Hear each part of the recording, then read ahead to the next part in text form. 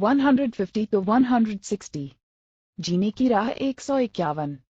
निश्चय जाए पुरुष के पासा, उर्मकला पैर कहूँ धनदासा।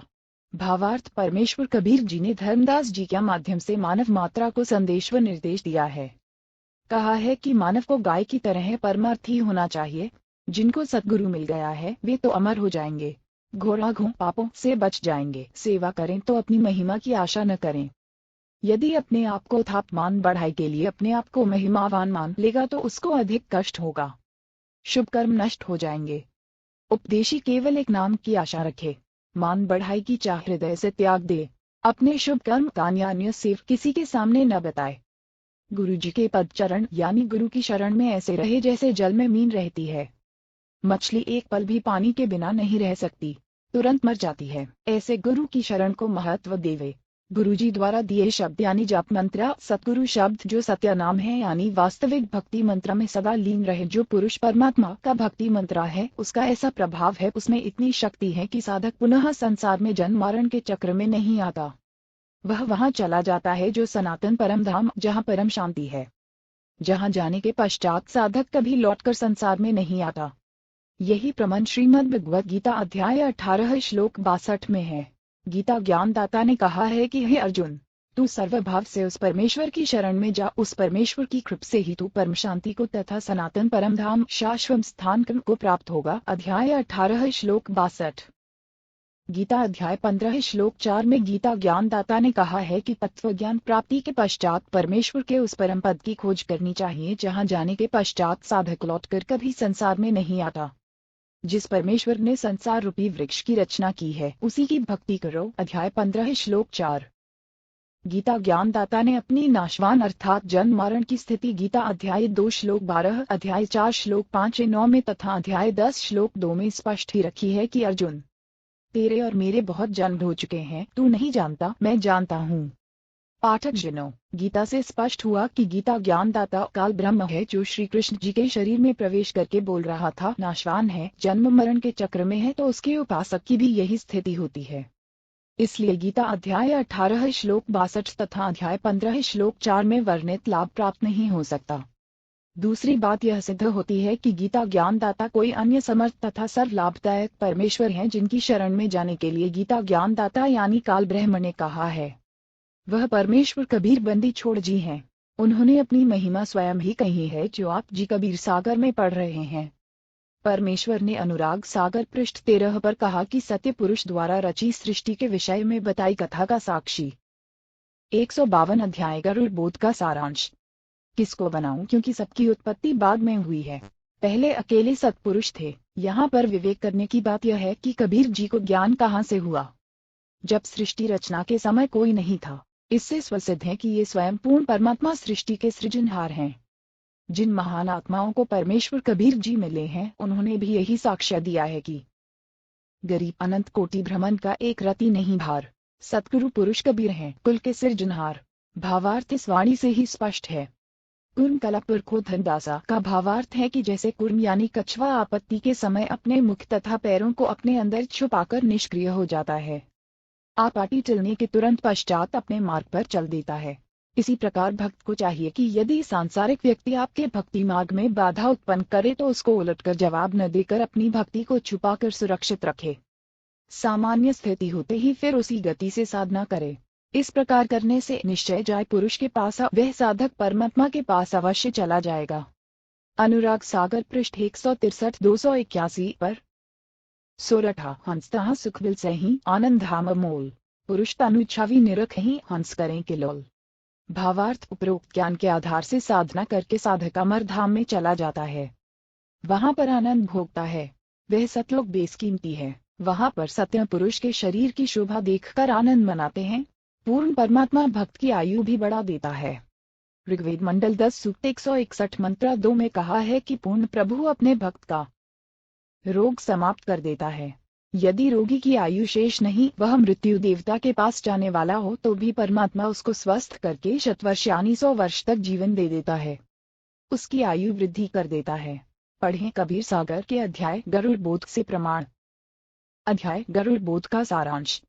कबीर सागर में 11वां अध्याय गरुड़ बोध पृष्ठ 65-625 पर है। परमेश्वर कबीर जी ने धर्मदास जी को बताया कि मैंने विष्णु जी के वाहन पक्षीराज गरुड़ जी को उपदेश दिया, उसको सृष्टि रचना सुनाई। अमरलोक की कथा सत्य पुरुष की महिमा सुनकर गरुड़ देव अचंभित हुआ। अपने कानों पर विश्वास नहीं कर रहे थे। मन मन में विचार कर रहे थे कि मैं आज यह क्या सुन रहा हूँ। मैं कोई स्वप्न तो नहीं देख रहा हूँ। मैं किसी अन्य देश में तो नहीं चला गया हूँ। जो देश और परमात्मा मैंने सुना है वह जैसे मेरे सामने चलचित्रा रूप में जीने की राह है। 153 चल रहा है। जब गरुड़ देव इन ख्यालों में खोए थे तब मैंने कहा, हे पक्षीराज, क्या मेरी बातों को झूठ माना है? चुप हो गए हो। प्रश्न करो, यदि कोई शंका है तो समाधान कराओ। यदि आपको मेरी वाणी से दुख हुआ है तो क्षमा करो। मेरे इन वचनों को सुनकर खगेश की आंखें भर आई और बोले कि हे देव, आप कौन हैं? आपका उद्देश्य क्या है? इतनी कड़वी सच्चाई बताई है जो हजम नहीं हो पा रही है। जो आपने अमरलोक में अमर परमेश्वर बताया है, यदि यह सत्य है तो हमें धोखे में रखा गया है। यदि यह बात असत्य है तो आप निंदा के पात्र है, अपराधी हैं। यदि सत्य है तो गरुड़ आपका दास खास है। परमेश्वर कबीर जी ने धर्मदास जी को बताया कि मैंने कहा, हे गरुड़ देव, जो शंका आपको हुई है यह स्वाभाविक है, परंतु आपने संयम से काम लिया है। यह आपकी महानता है। परंतु मैं जो आपको अमर पुरुष तथा सत्यलोक की जानकारी दे रहा हूँ वह परम सत्य है। मेरा नाम कबीर है। मैं उसी अमरलोक का निवासी हूँ। आपको काल ब्रह्म ने भ्रमित कर रखा है। यह ज्ञान ब्रह्मा विष्णु तथा शिव जी को भी नहीं है। आप विचार करो गरुड़ जी, जीव का जन्म होता है, आनंद से रहने लगता है, परिवार विस्तार होता है, उसके पालन पोषण में सांसारिक परंपराओं का निर्वाह करते करते वृद्ध हो जाता है। जिस परिवार को देख देख कर अपने को धन्य मानता है, उसी परिवार को त्याग कर संसार छोड़कर मजबूरन जाना पड़ता है। स्वयं भी रो रहा है, अंतिम श्वास गिन रहा है, परिवार भी दुआ की है। यह क्या रीति है? क्या यह उचित है? गरुड़ देव बोले, हे कबीर देव, यह तो संसार का विधान है। जन्मा है तो मरना भी है। परमेश्वर जी ने कहा कि क्या कोई मरना चाहता है? क्या कोई वृद्धावस्था पसंद करता है? गरुड़ देव का उत्तर नहीं। परमेश्वर कबीर जी ने कहा कि यदि ऐसा हो कि न वृद्ध अवस्था हो न मृत्यु तो कैसा लगे? गरुड़ देव जी ने कहा कि कहना ही क्या, ऐसा हो जाए तो आनंद हो जाए, परंतु यह तो ख्वाबी ख्याल स्वप्न विचार जैसा है। हे धर्मदास, मैंने कहा कि वेदों तथा पुराणों को आप क्या मानते हो, सत्य या असत्य? गरुड़ देव जी ने कहा, परम सत्य। देवी पुराण में स्वयं विष्णु जी ने कहा कि हे माता, तुम शुद्ध स्वरूपा हो। यह सारा संसार तुमसे ही उद्भाषित हो रहा है। मैं ब्रह्मा तथा शंकर आपकी कृपा से विद्यमान हैं। हमारा तो आविर्भाव जन्म तथा तिरुभाव मृत्यु हुआ करता है। परमेश्वर कबीर जी के मुख कमल से ऐसे पुख्ता प्रमाण सटीक प्रमाण सुनकर गरुड़ देव चरणों में गिर गए। अपने भाग्य को सराहा और कहा कि जो देव सृष्टि की रचना ब्रह्मा विष्णु महेश तथा दुर्गा देव तथा निरंजन तक की उत्पत्ति जानता है वह ही ऋचिनहार परमेश्वर है। आज तक किसी ने ऐसा ज्ञान नहीं बताया। यदि किसी जीव को पता होता, चाहे वह ऋषि महर्षि भी है, तो अवश्य कथा करता। मैंने बड़े बड़े मंडलेश्वरों के प्रवचन सुने हैं, किसी के पास यह ज्ञान नहीं है।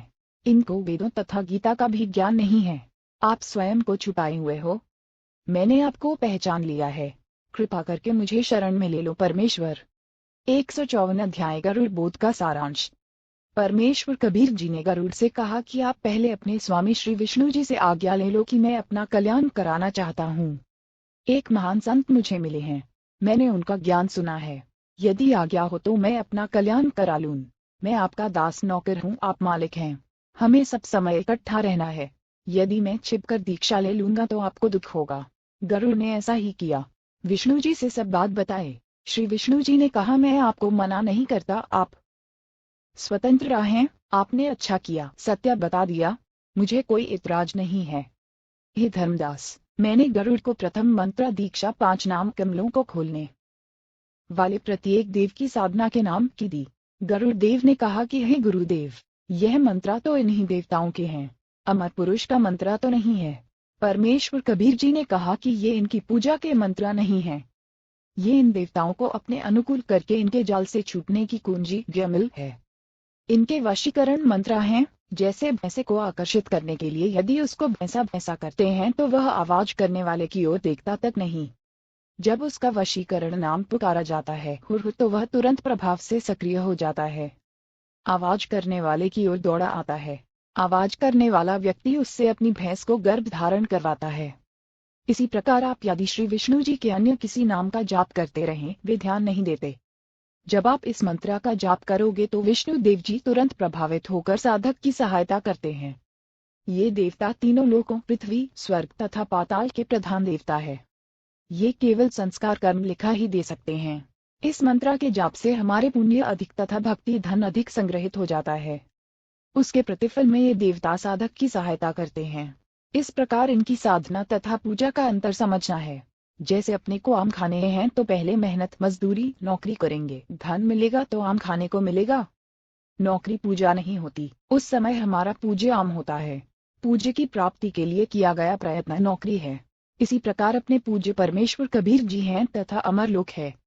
उसके लिए हम श्री ब्रह्मा, श्री विष्णु, श्री शिव, श्री गणेश तथा श्री दुर्गा जी की मजदूरी करते हैं, साधना करते हैं, पूजा परमेश्वर की करते हैं। गरुड़ जी बड़े प्रसन्न हुए और इस अमृत ज्ञान की चर्चा हेतु श्री ब्रह्मा जी से मिले। उनको बताया कि मैंने एक महर्षि से अद्भुत ज्ञान सुना है, मुझे उनका ज्ञान सत्य लगा है। उन्होंने बताया कि आप ब्रह्मा, विष्णु तथा शिव नाशवान हो, पूर्ण करतार नहीं हो। आप केवल भाग्य में लिखा ही दे सकते हो। आप किसी की आयु वृद्धि नहीं कर सकते हो। आप किसी के कर्म कम अधिक नहीं कर सकते। पूर्ण परमात्मा अन्य है, अमर लोक में रहता है। वह पाप कर्म कट देता है, वह मृत्यु को टाल देता है, आयु वृद्धि कर देता है।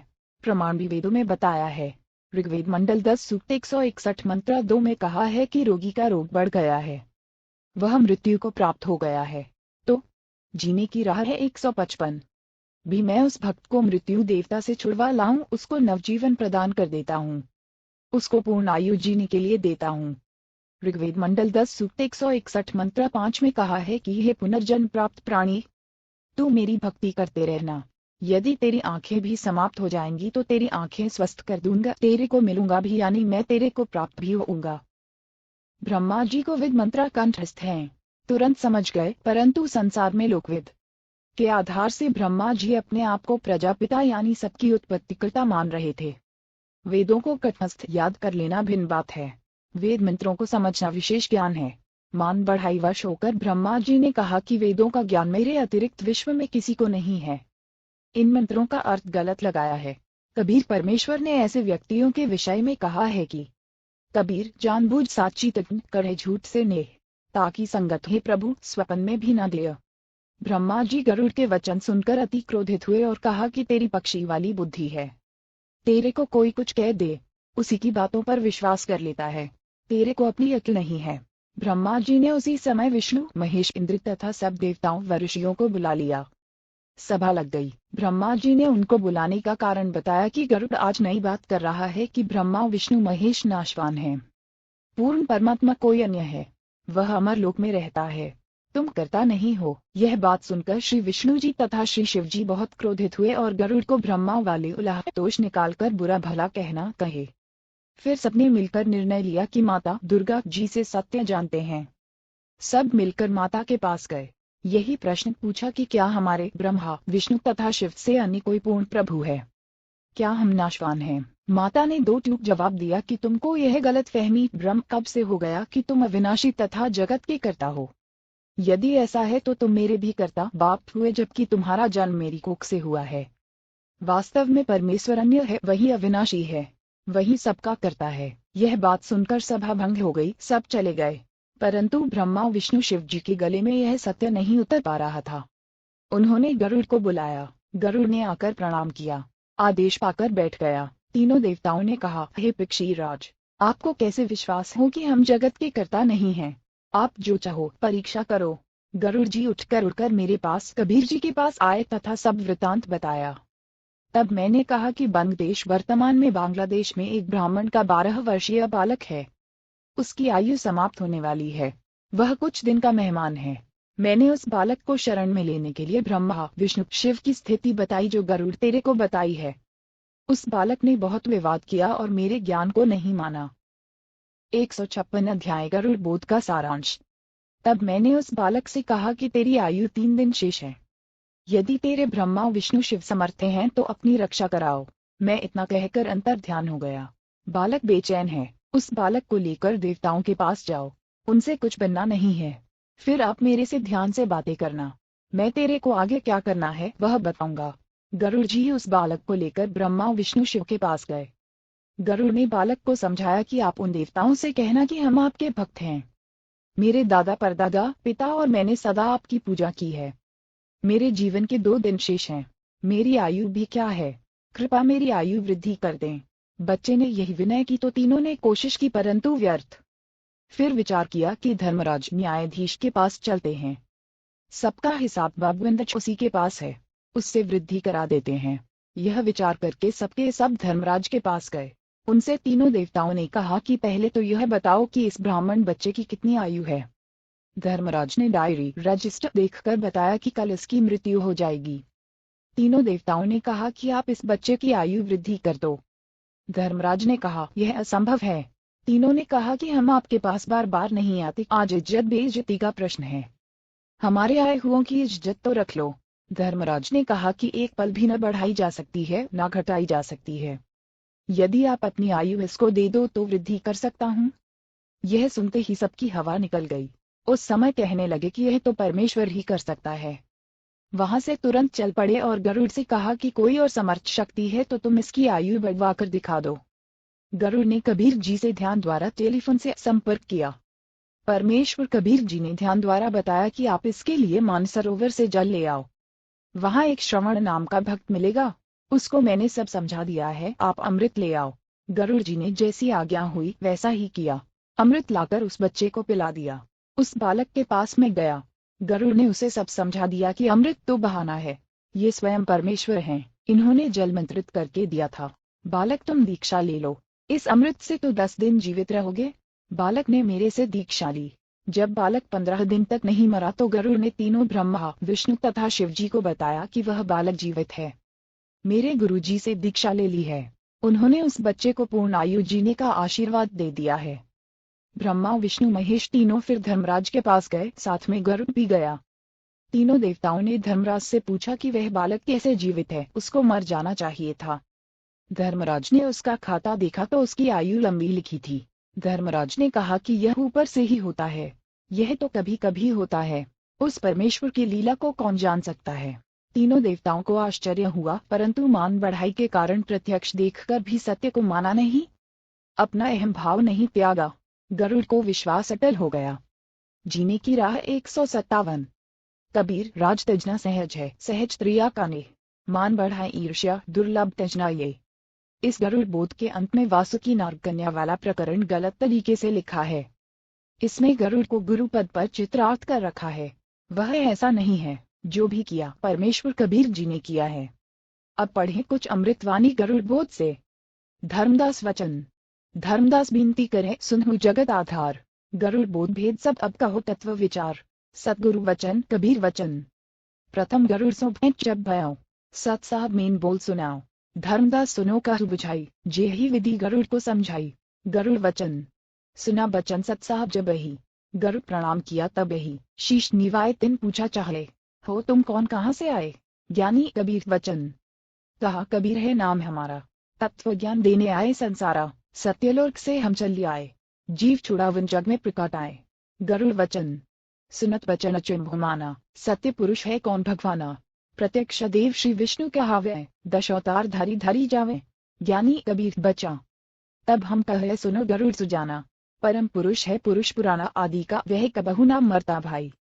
वह गर्भ से देह धरता नाही, कोटि मरे विष्णु भगवाना। क्या गरुड़ तुम नहीं जाना, जाका ज्ञान वेद बतलावे। वेद ज्ञान कोई समझ न पावे, जिसने कीन्हा सकल विस्तारा। ब्रह्मा विष्णु महादेव का सिरजनहारा, जुनी संकट वह नहीं आवे। वह तो साहेब अक्षय कहावे। गरुड़ वचन। राम रूप धरि विष्णु आया, जिन लंका का मारा राया। पूर्ण ब्रह्म है विष्णु अविनाशी, है बंदी छोड़ सब सुख राशि।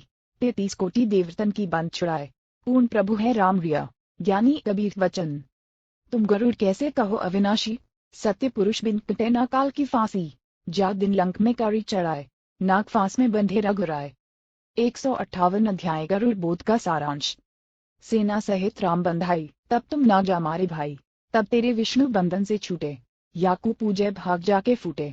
कबीर ऐसी माया अटपटी, सब घटा नड़ी। किस किस को समझाऊं को भांग पड़ी।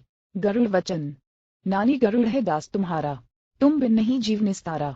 इतना कह गरुड़ चरण लिपटाया, शरण ले वो अविगत राया। का बहु ना छो तुम्हारा शीर्णा, तुम साहब हो तारण तरणा। पत्थर बुद्धि पर पड़े है ज्ञानी, हो तुम पूर्ण ब्रह्म लिया हम जानी। ज्ञानी कबीर वचन। तब हम गरुड़ को 5 नाम सुनाया, तब वाकुट संचय आया। यह तो पूजा देवतन की दाता, या से कैसे मोक्ष विधाता। तुम तो कहो दूसरा अविनाशी, वासे कटे काल की फांसी। नायब से कैसे साहिब रही, कैसे मैं भवसागर तिरही। ज्ञानी कबीर वचन। साधना को पूजा मत जानो, साधना को मजदूरी मानो। जो को आम्रफल खानो चाहे, पहले बेहुटे मेहनत करावे। धन हो वै फल आम्र खावे, आम्रफल इष्ट कहावे। पूजा इष्ट पूज्य की कहिए, ऐसे मेहनत साधना लाइए। यह सुनकर रूढ़ भयो आनंदार, संशय सूल कियो निकंदार। भावार्थ परमेश्वर कबीर जी से गरुड़ देव ने कहा कि हे परमेश्वर, आपने तो इन्हीं देवताओं के नाम मंत्रा दे दिए, यह इनकी पूजा है। आपने बताया कि ये तो केवल 16 कला युक्त प्रभु हैं। काल 1000 कला युक्त प्रभु है। पूर्ण ब्रह्म असंख्य कला का परमेश्वर है। आपने सृष्टि रचना में यह भी बताया है कि काल ने आपको रोक रखा है। काल ब्रह्म के अधीन तीनों देवता ब्रह्मा विष्णु शिव जी हैं। हे परमेश्वर, नायक उपयानी छोटा से साहब स्वामी मालिक कैसे डरेगा। यानी ब्रह्मा विष्णु शिव जी तो केवल काल ब्रह्म के नायब हैं। जैसे नायब तहसीलदार यानी छोटा तहसीलदार होता है, तो छोटे से बड़ा कैसे डर मानेगा। भावार्थ है कि ये काल ब्रह्म के नायब हैं। आपने इनकी भक्ति बताई है, इनके मंत्रा जाप दिए हैं। ये नायब अपने साहब काल ब्रह्म से हमें कैसे छुड़वा सकेंगे। तब परमेश्वर कबीर जी ने पूजा तथा साधना में भेद बताया कि यदि किसी को आम्रफल यानी आम का फल खाने की इच्छा हुई है तो आमफल उसका पूज्य है। उस पूज्य वस्तु को प्राप्त करने के लिए किया गया प्रयत्न साधना कही जाती है। जैसे धन कमाने के लिए मेहनत करनी पड़ती है, उस धन से आम मूल लेकर खाया जाता है। इसी प्रकार पूर्ण परमात्मा हमारा इष्ट देव यानी पूज्य देव है, जो देवताओं के मंत्रा का जाप मेहनत मजदूरी है, जो नाम जाप की कमाए रूपी भक्ति धन। जीने की राह 159 मिलेगा उसको काल ब्रह्म में छोड़कर कर्ज मुक्त होकर अपने इष्ट यानी पूज्य देव कबीर देव कबीर देव को प्राप्त करेंगे। यह बात सुनकर गरुड़ जी अति प्रसन्न हुए तथा गुरु के पूर्ण गुरु होने का भी साक्ष्य मिला कि पूर्ण गुरु ही शंका का समाधान कर सकता है, और दीक्षा प्राप्ति की। गरुड़ को त्रेतायुग में शरण में लिया था। श्री विष्णु जी का वाहन होने के कारण तथा बार बार उनकी महिमा सुनने के कारण तथा कुछ चमत्कार श्री विष्णु जी के देखकर गरुड़ जी की आस्था गुरु जी में कम हो गई, परंतु गुरुद्रोही नहीं हुआ। फिर किसी जन्म में मानव शरीर प्राप्त करेगा, तब परमेश्वर कबीर जी गरुड़ जी की आत्मा को शरण में लेकर मुक्त करेंगे। दीक्षा के पश्चात गरुड़ जी ने ब्रह्मा विष्णु तथा शिव जी से ज्ञान चर्चा करने का विचार किया। गरुड़ जी चलकर ब्रह्मा जी के पास गए, उनसे ज्ञान चर्चा की। गरुड़ वचन ब्रह्मा के प्रति। ब्रह्मा कहा तुम कैसे आए, कहो गरुड़ मोहे अथाए। तब हम कहा सुनो निरंजन पूता, आया तुम्हें जगावन सूता। जन्म मरण एक झंझट भारी, पूर्ण मोक्ष कराओ त्रिपुरारी। ब्रह्मा वचन हमरा कोई नहीं जन्मदाता, केवल एक हमारी माता पिता हमारा निराकर जानी। हम है पूर्ण सारंग प्राणी, हमरा मरण का बहु नहीं होवे। कौन अज्ञान में पक्षी सोवे। तब ही ब्रह्मा विमान मंगावा, विष्णु ब्रह्मा को तुरंत बुलावा। गए विमान दोनों पासा, पल में आन विराजे पासा। इंद्र कुबेर वरुण बुलाए, 33 करोड़ देवता आए। आए ऋषि मुनि और नाथा, सिद्ध साधक सब आ जाता। ब्रह्मा कहा गरुड़ नींद में बोलाए, कोरी झूठ कुफ बहु तोलाए।